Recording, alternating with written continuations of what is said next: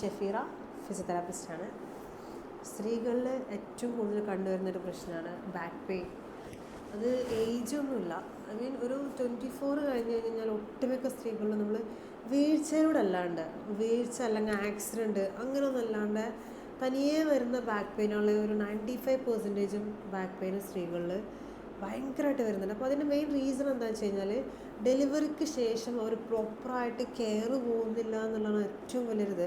അതെങ്ങനെയാണെന്ന് വെച്ചാൽ അവർ ഡെലിവറിക്ക് ശേഷം ആ ഒരു 40 days അവർ റെസ്റ്റ് എടുക്കുന്നുണ്ട്. അവർ കംപ്ലീറ്റ് ബെഡിൽ പ്രസവരക്ഷ എന്ന് പറഞ്ഞിട്ട് ബെഡിൽ കിടക്കുന്നുണ്ട്, അതിൻ്റെ ട്രീറ്റ്മെൻറ്റ് എടുക്കുന്നുണ്ട്.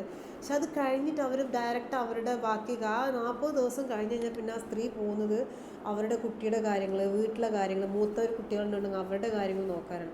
ഒരിക്കലും അവരുടെ ശരീരം നോക്കുന്നില്ല. ഓൾറെഡി ഡെലിവറിയിൽ ഒരു ഡെലിവറി കഴിഞ്ഞപ്പോൾ ആ നല്ല വെയിറ്റ് കൂടി ഉണ്ടാവും. അതിൻ്റെ കൂടെ നമ്മൾ മസിൽസ് അത്രയും ദിവസം ഒരു 10 monthോളം ബേബി നമ്മളെ വയറ്റിലുണ്ടായിട്ട് ആ ബേബി പോകുമ്പോൾ അത്രയും മസിൽസ് സാഗി ആയിട്ടാണ് കിടക്കുന്നത്.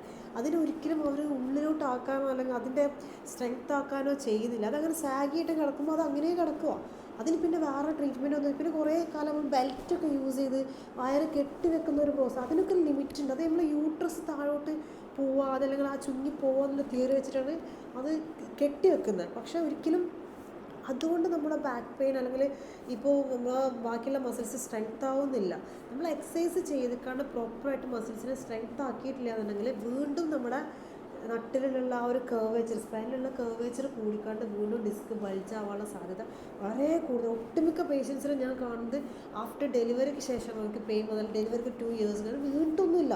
അതിന് മെയിൻ ഇതെന്താ വെച്ച് കഴിഞ്ഞാൽ അവർ ശ്രദ്ധിക്കുന്നില്ല. മാക്സിമം ഡെലിവറി കഴിഞ്ഞ് കഴിഞ്ഞാൽ നമ്മളൊരു 40 days അല്ലെങ്കിൽ 60 days അല്ലെങ്കിൽ ഓക്കെ സിസേറിയൻ പറഞ്ഞാൽ 3 months കഴിഞ്ഞ് കഴിഞ്ഞാൽ മാക്സിമം എക്സസൈസ് സ്റ്റാർട്ട് ചെയ്തോളാം. ചെറിയ എക്സസൈസ് കോർ സ്ട്രെങ്തനിങ് മുതൽ സ്റ്റാർട്ട് ചെയ്തിട്ട് മാക്സിമം നമ്മൾ കോർ മസിൽസിനെ സ്ട്രെങ്ത് ആക്കി എടുക്കുക. ഏത് സ്ത്രീകളും ചെയ്യേണ്ട ഒരു കാര്യമാണ് കോർ മസിൽസിനെ സ്ട്രെങ്ത് ആക്കുക. ഭാവിയിൽ നിങ്ങൾക്ക് ബാക്ക് പെയിൻ ഇല്ലാണ്ട് പോകണോ കോർ മസിൽസ് സ്ട്രെങ്ത് ആക്കിയോളാം.